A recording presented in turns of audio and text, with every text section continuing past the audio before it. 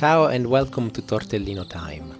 Today I'm starting something a little special, a short series I am calling From Patch to Plate. Right now the vegetable patch is full of fresh chard and spinach, lush, generous and ready to cook. So I thought, why not build a few simple recipes around them? This is not a complicated dish, just good greens, a bit of garlic and a moment of calm in the kitchen. When I was a little boy in Sicily, occasionally my dad would come home with a large bunch of chard and spinach which he would have purchased from a truck on the side of the road somewhere, and they were bigger than my head. And my mum used to just remove the leaves from the stems, boil them, and then she would dress them with olive oil, salt and pepper and a squeeze of lemon juice, and that was it. Very simple, no fuss. It wasn't meant to impress anyone, but I absolutely loved it.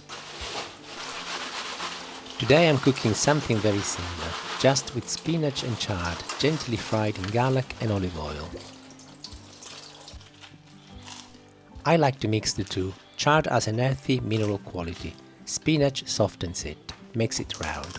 Together they feel balanced. I remove the tougher stalks, not to throw away, but to use another time. They are full of flavour, just waiting for the right dish. I'll start with a little olive oil in the pan, enough to coat the bottom. Medium-sized clove of garlic with the skin included. I'll gently crush it and I'll place it inside the pan just for about 30 seconds and it will start releasing its flavours. And I will also gently spread it across the entire surface of the pan.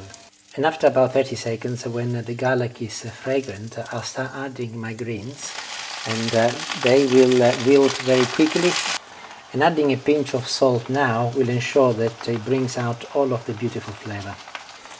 I remember when I moved to Norfolk in the early 90s, I could not find chard anywhere really. I remember one occasion going to the market and asking for bietole, and they looked at me as if I was an alien. Of course things have changed now, in supermarkets they sell all sorts of things, but what a luxury being able to grow our own and eat it whenever I like, just the way my mum used to cook it. And I'll mix them all together for a good couple of minutes on a medium to high temperature, but once the greens are wilted and still of a bright colour, they can come off the heat. And here they are, look. Do not forget to remove the little peel from the garlic, and you can actually eat them just as they are, but I will add a little bit more olive oil first, just a drizzle, followed by a little pepper. And to replicate my mum's recipe, I will also drizzle a little lemon. Here, this is fresh lemon. And this is exactly the sort of cooking and eating that I love. Simplicity, but also attached with a little bit of memory as you're cooking, and it makes it extra special.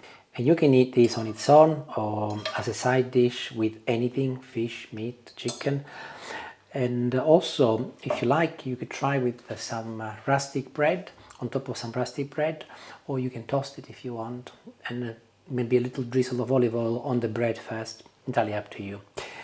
Next time I will be cooking again with chard and with some spinach, and I'll be making a dish from Tuscany. It's a summer dish called Gnudi, and it's soft, pillowy and full of ricotta. But I'll just taste this for completeness, although I'm sure that it will be just fine, and then we'll let you know what it's like. And it's beautiful, honestly. Absolutely delicious, just like my mum used to make it. Try it and let me know how you get on. Thank you for watching and see you next time. Ciao, ciao.